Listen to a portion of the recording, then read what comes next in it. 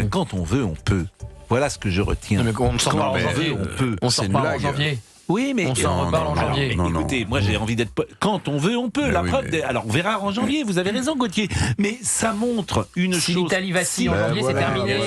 C'est terminé. Et l'Italie a plus intérêt au Mercosur que la France. J'entends ce que vous dites. Il n'empêche que s'il y a une volonté politique, on parle parfois de Il n'y a l'Union pas de volonté, européenne. c'est un leurre pour que les barrages cessent et pour que les départs en vacances se fassent. C'est un leurre. Ne tombons pas dans le piège. Et les agriculteurs l'ont compris. Aujourd'hui, en tout il y a cas, l'annonce. en tout cas, il l'annonce. Il y a une annonce. Mais Qu'est-ce que vous c'est voulez que je reporté de dise 15 jours pour que les agriculteurs rentrent dans leur on ferme. prend les 15 jours. jours. Et une fois qu'ils seront dans leur ferme, on signera le Mercosur dans leur dos. Eh bien, c'est ce qu'on peut imaginer. Bah c'est oui. ce que j'ai dit ce matin.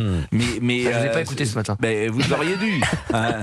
Bon, la colère du monde agricole. 4 grands axes autoroutiers restés bloqués à la mi-journée dans le sud-ouest. Le gouvernement ne tolérera plus de nouveaux blocages des agriculteurs pendant les fêtes de Noël.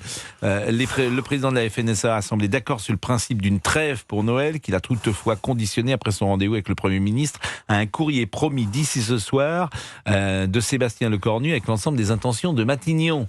Éric Revel, vous êtes aussi pessimiste? Oui, vous vous souvenez de ce qu'a dit le président de la République en novembre à la COP31 à Belém au Brésil? Ouais. Il a dit sur le Mercosur, je suis positif. Donc il trouvait qu'à l'époque il y avait assez de clauses de sauvegarde. Non. Et là il vous explique que tout est réglé. Non, Pascal, pas vous, pas maintenant, pas après tout ce que vous avez fait.